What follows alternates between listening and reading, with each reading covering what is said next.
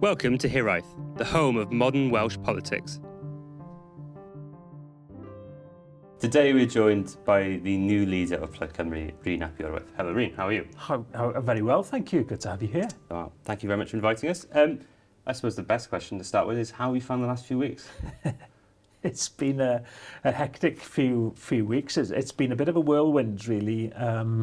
Obviously, I had embarked on another path that may have taken me to Westminster, the whole decision-making process about then changing direction and then, of course, being elected as the leader and coming into a role which is incredibly intense in those first few days, things needing to get done, but being incredibly humbled and honoured at having the opportunity and looking forward now to hopefully, giving it my best shot and making the best of the opportunity.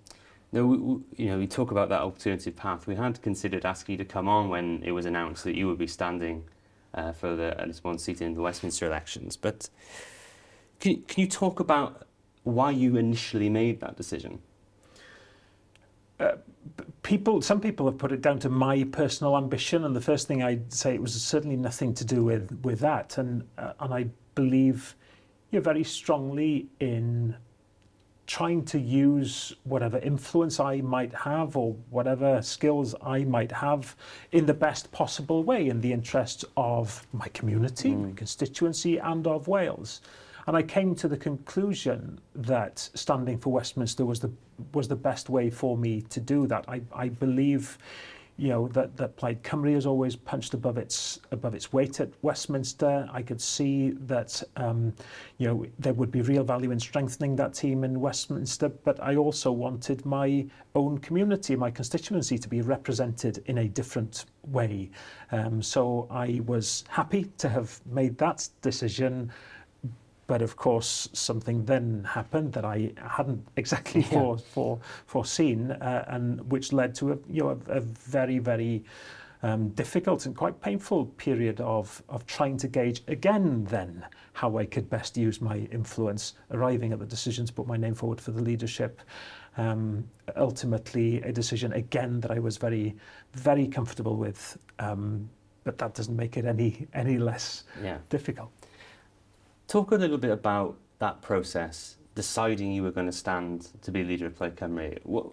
On a personal level, what kind of decisions were you making in your head about that? And then again, on a political level, what kind of discussions were you having about how that would come about? Yeah, it's a good question, and these are the questions that I was asking myself in a way. I consider myself to have made sort of 4 big political decisions. One, to leave the BBC and I'll leave my work as a journalist and stand for election in 2013. Secondly, to put my name forward for the leadership in 2018. Then to stand to Westminster, and then to put my name forward for the leader. And that was the most difficult decision this time. And again, you don't want it to be seen as something, he's pushing his own ambition here, putting his own ambition to be the leader of the party. He said he's wanted to be the leader once in 2018, and now he's seen his chance. So, I was very aware that it could be seen in that way, and it really wasn't. Having said that, of course, I must have wanted to see, is this something that I can make a contribution to? I wanted to give time to others, because having made that decision to go to Westminster, were there others who were really, really keen to put their names forward? That would have potentially changed my position as well. But you talk to lots of people who you think highly of, people who you think have words of wisdom to offer. And I came to the point in the end where it was quite clear to me, especially through talking to members of the group here in the Senedd, that they were looking for unity behind a candidate. And if they were calling for me to be that person, I had to do it. And I don't say had in a begrudging way. I'm excited about this opportunity, but I see it as a very serious duty that I take on and take it on humbly. Do you think the party could have benefited from a contest, though, in terms of maybe an opportunity for the members to decide the way forward they wanted for the party, the sort of political decisions they wanted the party to be taking? It's a question that's been asked a number of times, and I can genuinely see it both ways. In that, yes, it can be an energising thing for a party. It can be good for the leader herself or himself to come in with a mandate that has come from an election. You know, that's quite clear. On the other hand, perhaps at this point in time in particular, there was real benefit in having that unity behind one candidate. And I think that's come through strongly in the views of many people that I've talked to across the party. That's certainly the majority view that I've heard. But yeah, you can look at it in both ways. But I want to repay that trust that they've shown in me, and I'll be going through, you know, a pretty intense, hopefully, engagement process of going out to speak with those party members who didn't have a chance to talk to me in hustings. That's really important to me. So obviously the week you were elected, some quite senior members in the party came out saying that they thought that the next leader should be a woman. How are you going about sort of dealing with some of those concerns and making people feel comfortable in your leadership? Firstly, I sympathise, of course, with people saying that at this particular time in our history, in the context of the Nerys Evans report, that there's a strong argument that a woman would be able to look at all those issues from a different perspective, and I absolutely agree with and get that. But at the end of the day, there needed to be a woman who was willing to put their names forward, and it turned out for a host of reasons that this time that didn't come about.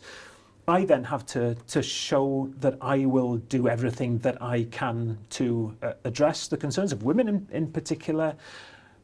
I made it, you know, intentionally the first thing that I referred to when I announced that I was putting my name forward. I've in conversations with people given assurances that this, you know, the whole issue of equality, a genuine level playing field being felt for everybody within the party is something that's important to me.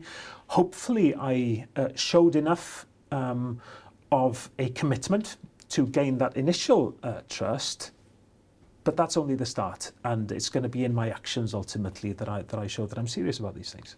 I mean, much has been made primarily, you know, in some news outlets such as Nation Cymru in the last few days that there's rumours around that someone is trying to install a female co-leader. I think, you know, you've already made a brief statement saying that that's not true, but would you mind explaining a little bit about what is actually happening? Yeah, I will. I found this to be a strange one because. There was a story that I was being undermined by an attempt to put on the agenda co-leadership. What actually happened is that I presented a paper to the national exec of the party, which the exec agreed to, proposing to do work on leadership roles across the party and securing equality in leadership roles across the party. So that's all that happened. So it's either me plotting against myself or something else that I'm not quite able to get my head around. But that's what happened because, as I say, I'm keen to show in my actions that when it comes to talking about equality of opportunity within the party, that the idea of shared leadership, which is a multifaceted thing, I'm serious about. I'm not here to be a dictator in this party. I'm here to be, yes, a leader, but a leader among many other leaders within the party.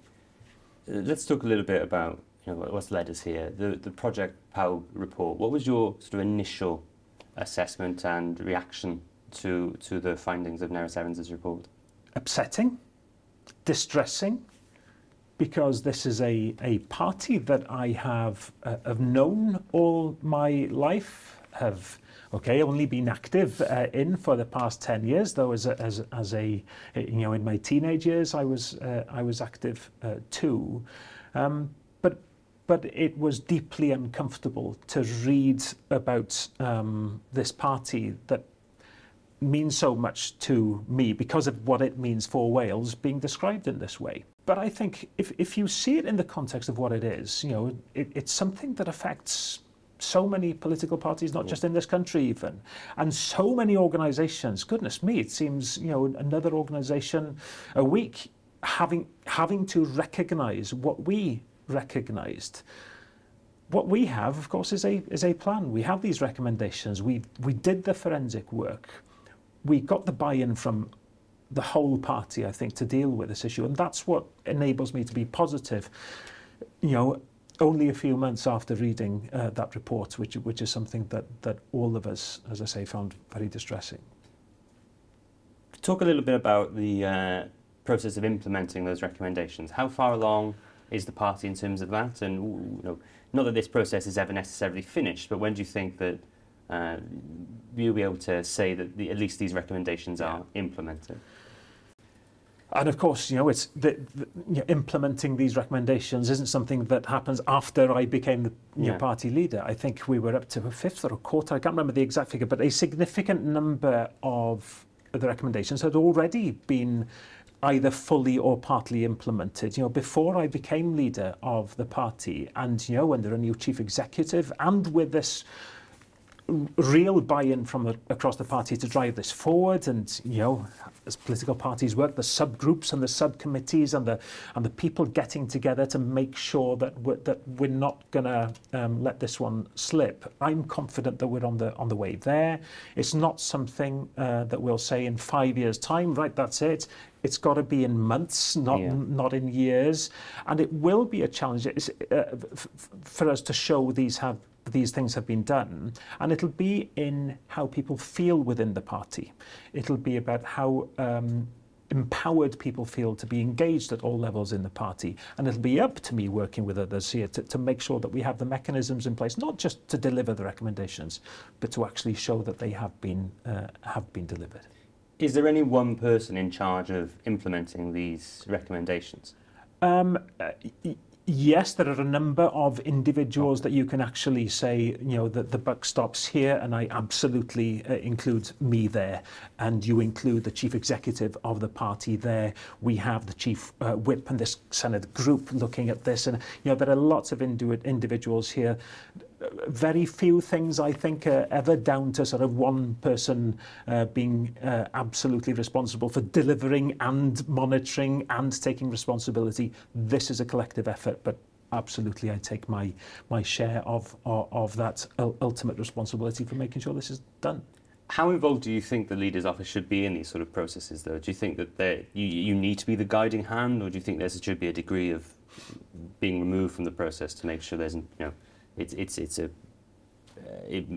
moves in a smooth fashion? It's a bit of both. I mean, the chief executive of the party, working with the National Executive Committee, are the ones who will be driving the processes forward. What I want to make sure that I am able to do as the leader of the party is to know exactly what's happening where and when, what input specifically needs to come in from me at particular areas, but ultimately to take that responsibility for communicating also with people that steps are being taken, and I'll need to know that they are being taken before I'm willing to say that. You know, I'm positive about this because we have that roadmap, and I'm immensely grateful to Nerys Evans for the work that she did, because she provides us with a way forward. And when you hear politicians of other parties say, you know what, we need to implement the recommendations of the Nerys Evans report, it makes me think that we're on the right track. And you know, we take full responsibility for this, and we're serious about it. I mean, it has been a sort of plague on everyone's house, isn't it, in the last few years, unfortunately? Yeah, and you know, I hear some people even say, "Oh, you know, don't say it's something for everybody. Let's really take ownership of this," and we do. It's not in any way saying, you know, trying to diminish our own responsibility by pointing out that this is societal, that it affects so many organisations. It's just true.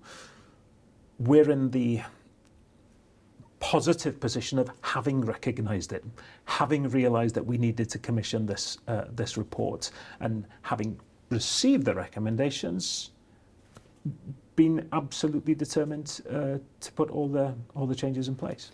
So when you were elected leader, you said that your aim was to create a fairer, greener, ambitious, more prosperous Wales. What does that mean in policy terms to you? I mean, you can break that up. I mean, there's a lot of crossover between the fairness and the equality. there's a lot of correlation there. I see such a broad range of things that government has failed to address on the inequalities agenda in Wales. I've spent a lot of my time on the health portfolio since I was elected. Inequalities in health are something that shame us as a nation, I think. So I want to see government making sure that it prioritises equality. Fairness along very similar lines, fairness for children, fairness, equality of opportunity, rolling out free school lunches, making sure that life chances aren't held back in the immensely unfair way they are currently because of a child's background and upbringing. Prosperity, I believe very, very strongly in the need to talk the language of aspiration for individuals and communities in Wales. I want us to be a more prosperous country that we are now, and that means everything. It's not just financial, is it? It's quality of life. Wales prospering, greener. When people ask me, what have we got that will allow us to be an independent country? I mean, there's a whole rather long list of things we'll get to that. But our ability to generate green energy, to really prioritise renewables, that's really important to me. And confidence, it all comes together in that confidence agenda. We have lacked in confidence as a nation, and I don't think we need to be. I think that I believe in doing politics with a smile on my face. I think as a nation we could be on the front foot in the same kind of way with that confident approach. You've got that book over your shoulder, in footballing terms, that energy that came, that was just sport, okay? But the energy that came from, Euros and World Cups is something I believe can be replicated across the board in the way that we think ourselves as a nation.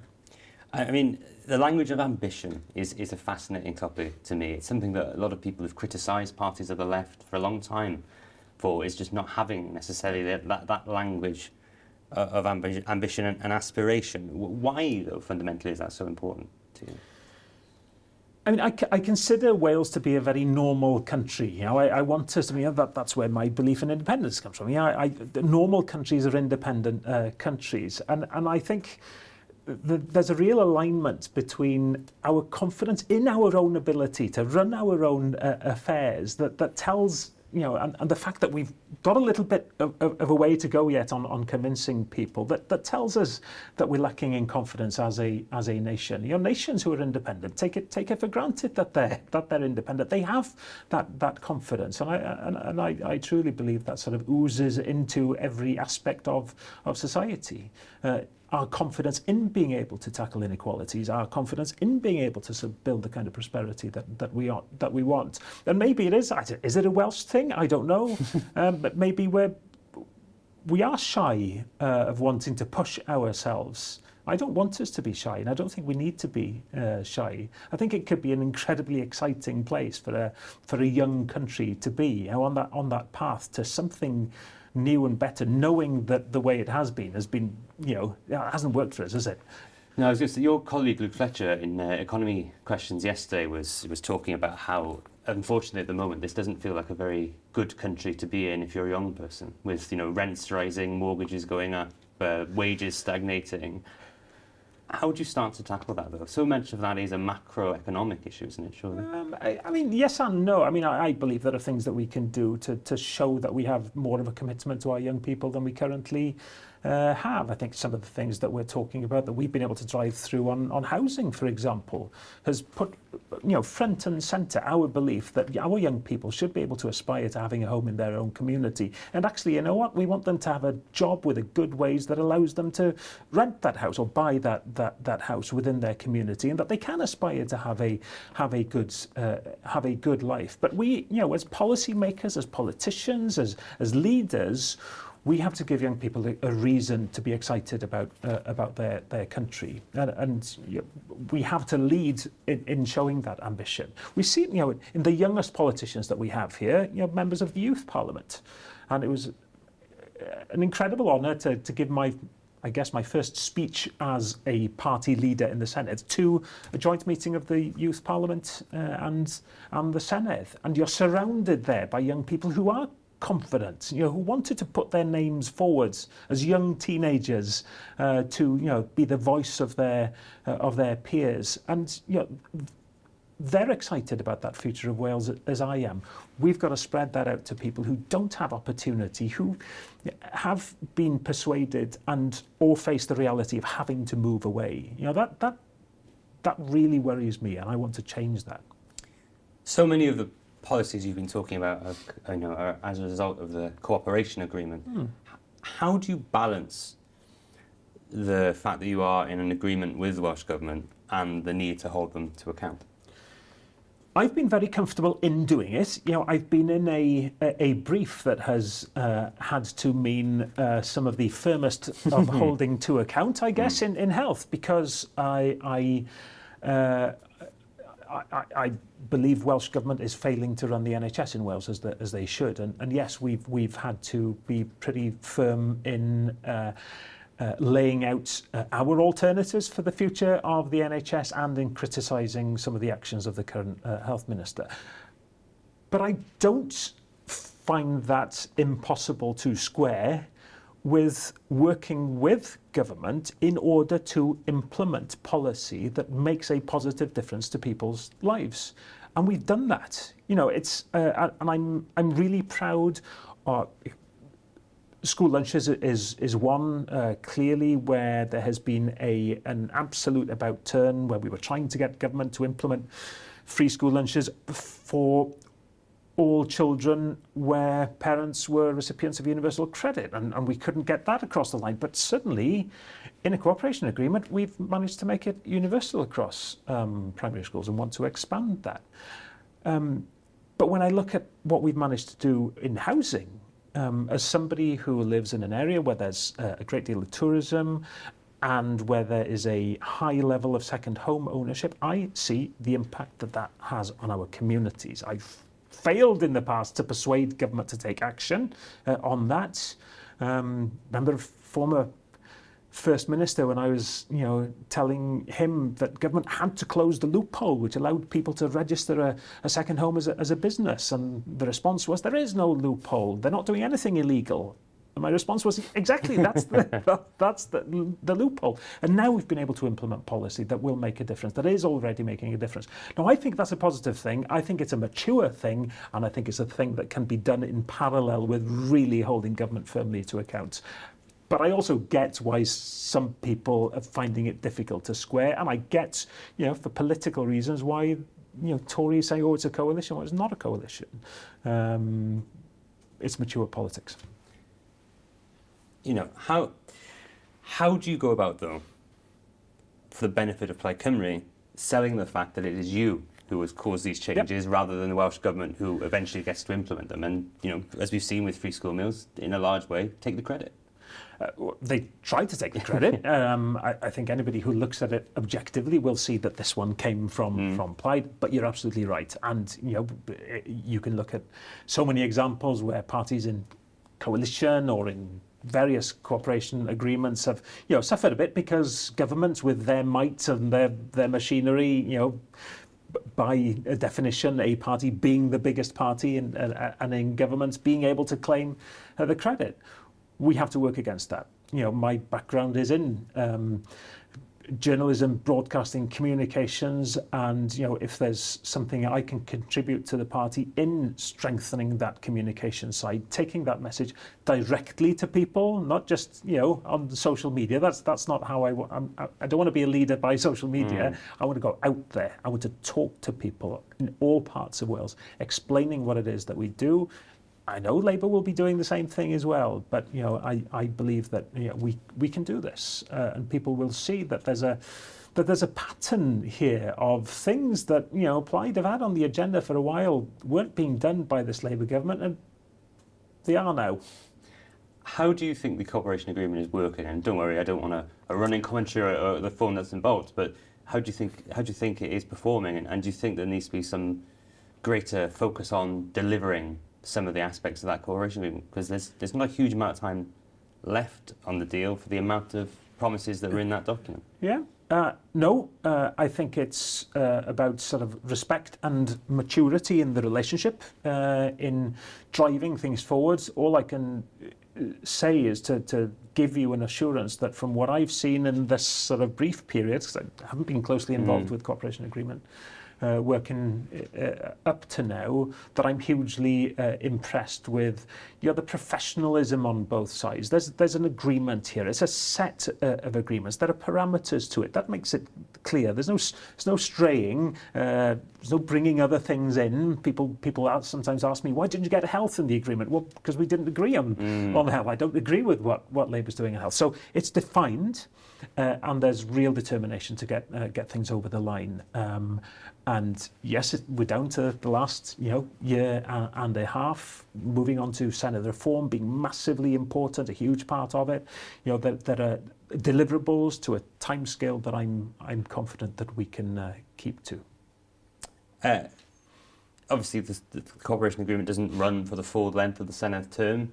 Do you think post that agreement, do you think that there would be any scope for the kind of arrangements the Plaid Cymru have had with Labour in the past on budget deals or anything, or is it more a case-by-case basis? I mean, let's be honest. We're into the run-up to the Senedd elections at that point, and it's a matter of all political parties, not so much just what Plaid Cymru wants to do. Is all political parties then absolutely engaged in that vital work of offering alternative visions to the people of Wales, and what I want to make sure that we're in a position to do at that point is to make that a compelling vision that people can believe in and can trust in that sort of collective leadership to deliver it.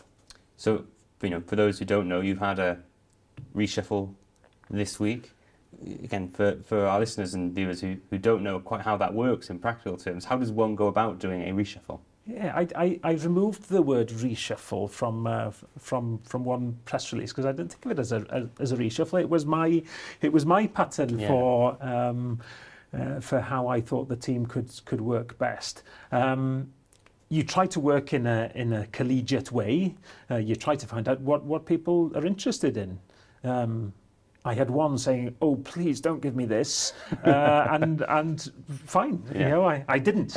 So there's not one member who's had to take something, but no, you try to make the most of the talents that you have, the interests that you have. If you have a member who really wants to do something, well, if you can accommodate that within a team, it kind of makes sense, doesn't it? And yeah, it was a process I enjoyed. Some stay in similar roles to the roles that they had previously, some new roles, and looking across that team, it really excites me. There's a really good team of Senedd members here. Is it fair to say it is a case more of evolution than revolution in terms of the roles? Lots of the members are still doing similar sort of roles than they were doing Yes, I mean, some changes. Obviously, I'd been holding the health brief. Delighted to see Mabon take on the health brief. He's been very hands-on with, Betsy Cadwaladr issues, for example, as a member representing a constituency in the north of Wales, and clearly has shown an appetite to address issues relating to health, and housing is another one which is in his brief. There's a correlation, of course, between poor housing and effect on poor health, but also again that deep interest that he has in housing is great to be able to keep that together. Senedd Williams would be in that sort of evolutionary description.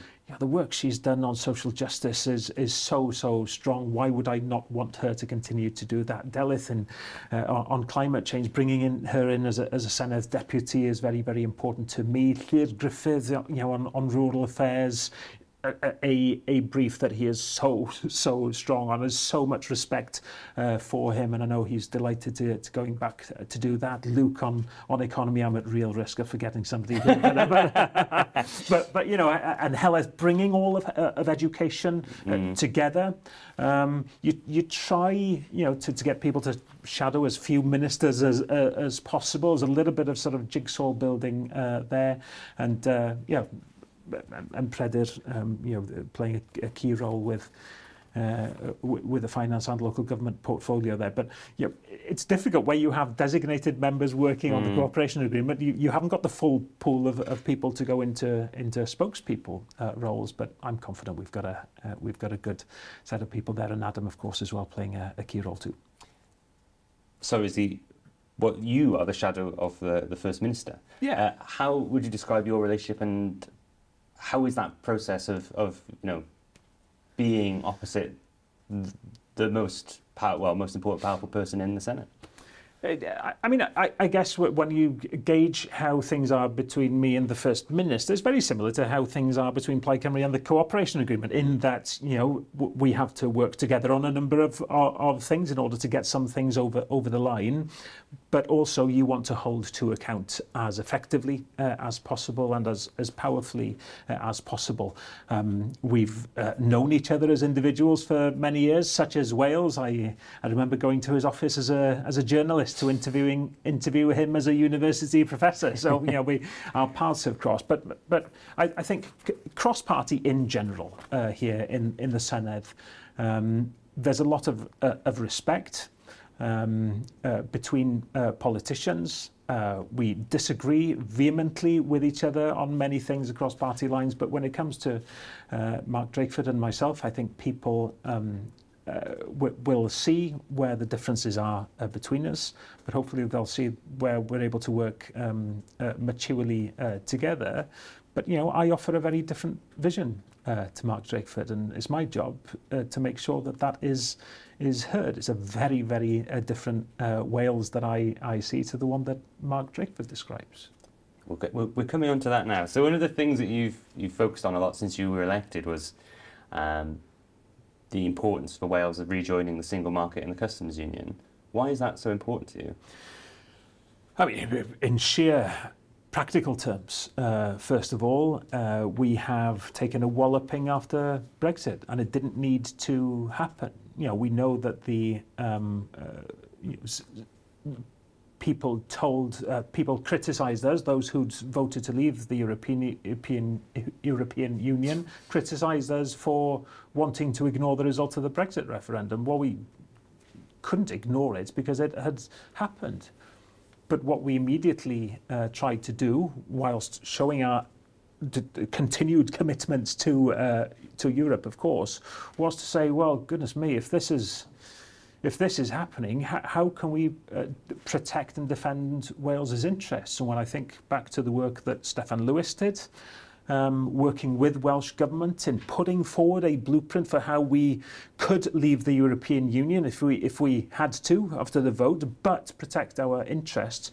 Staying in the single market and customs union was front and centre to that, because you know, you don't have to leave those. You can, if that was the desire. You know, I'll never agree that it was the right thing to do, but if that was the desire and if that's what was voted for, we did not need to commit the self-harm of leaving those economic links, and that's the least I think we should do now. It is. I'm saddened by Keir Starmer's attitude towards Europe and his failure to talk openly about the realities of the damage that Brexit is causing. We will talk about it, and we will offer solutions to that. And one of the solutions that could be implemented now is to seek to rejoin the single market and the customs union. For, you know, I've got Holyhead Port in my constituency, a big second busiest roll-off ferry port in the UK, that grew at an incredible rate after the formation of the single market. And you know, now we're paying the price for Brexit. Obviously, Wales voted to leave. Do you not fear some sort of electoral kickback if Plaid leads on issues such as this? No. I think people would find it odd if we were to somehow change our minds on the European Union issue. But also, I have no doubt that there is a realisation that it wasn't as easy to leave as some people might have been led to believe through lies on the sides of buses at the time, 7 years ago. We have to be true to our values of wanting the best for Wales, and I have no doubt that the best for Wales is by having the closest possible links with the European Union. I'd want to be a member of the European Union, but putting forward, pragmatic solutions such as joining the customs union, single market, is just common sense to me, and we can't be shying away from that. Some would argue the easiest way for Wales to rejoin the single market and the customs union is as an independent country. Where do you think the independence campaign is in Wales? How would you describe its current strength? I am excited about where we are. I have been a lifelong supporter of Welsh independence. It has always been a no-brainer to me that that we would be best served by making our own decisions about our own future, our own destiny as a nation. That's always been the case. It felt in my sort of younger years as very much a minority sport. I wanted to have a Welsh Parliament, but when I was very young, we'd voted rather heavily to even have the very sort of basic level of devolution. So I wanted to get across that across the line, and we crept across the line in 1997. To get to a point now where you have, whether it's 20% at its lowest ebb or 35-40% at its highest ebb, saying in polls that they would support independence for Wales, I find it exhilarating and exciting. I feel part of a national movement. I was an early member of Yes Cymru. I find it exciting that I'm able to be a member of that, as well as being a member of and leader now of Plaid Cymru. And I've no doubts that we are on a journey that will lead us to independence. And the responsibility, that the ability to play a small part on that journey as leader of Plaid Cymru is something that I find to be the greatest honour I could possibly have. But we can never settle on wanting to just deepen the commitment of those already committed to independence. Neither can we just settle on persuading those who are incurious, though that's a really important part of our work too, and it's something I want to do every single day. We've still got to reach out to more and more people who haven't been willing to engage yet with the possibility that independence could be for them. And it's people who might have moved here from England recently, from other countries, and who are fearful of losing ties to other parts of the UK. I just don't see it in that way. I see it as a redesigning of our relationship with other countries in a sensible way that would benefit our partners in other parts of the UK too. So I think we're in a good place. And of course it's going to be up and down, but it's generally up. Obviously, there's much discussion in Scotland now about what the sort of thresholds are for referendums. Mm-hmm. In very practical terms, how do you think Wales gets to the point where we could, say, have a referendum on independence? We will have to go through similar hoops that they're having to jump through in Scotland, and some hoops you try to jump through and you realise that there's not even a hoop there. And so you're trying to design a path all the way. It's not easy, is it? You can do it through mandate in an election. You can do it through getting a referendum. We haven't had one referendum in Wales. We will have it, and it's important to get the timing right of calling that referendum. When you believe, as I do, in decisions about the future of a country having to be taken by the people of that country, and the fact that we currently haven't got that ability to choose the map, to create the map, to draw the map, well, I think that's something that has to be put right. How you do it, we're not there yet.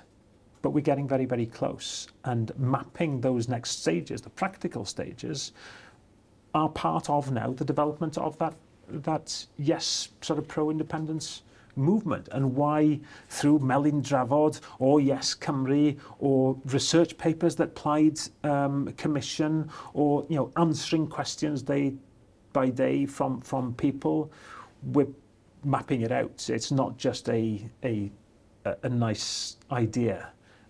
It's mapping together how we deliver this. And it's a story I've told before, going to Scotland in the run-up to the referendum there and seeing the documents, the plan, the white paper for Scotland on the table in a cafe in Glasgow, in tatters with coffee spilt all over it, because people had been reading it and learning it and, questioning it, and no, they didn't agree to it, but it's all incremental. And we'll get there, as will Scotland.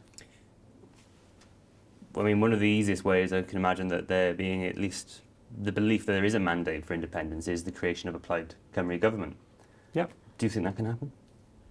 Absolutely. I mean, you want it to happen yesterday. If not yesterday, you want it to happen tomorrow. But I have no doubts that we are here because we want to form and lead a government. I'm also a rather strong believer in democracy, and that it's the people of Wales who will ultimately decide. And unless we can offer something compelling to be able to run government alone one day, leading a partnership with another party one day, working as a partner with another, and getting influence on policy one day. Unless we get that message across, we're not going to get there. That's the challenge in politics, and it's always trying to understand the aspirations of the people of Wales and showing that our aspirations as a party match theirs and are a mirror of theirs, and that's people in all parts of Wales and people who haven't considered Plaid Cymru in the past because of whatever preconceptions they have of what Plaid Cymru may or may not be. Rhun, it's been an absolute pleasure. Thank you very much. Good to talk to you. Thank you for listening to Iorwerth. If you like what you heard, please don't forget to subscribe, rate and review.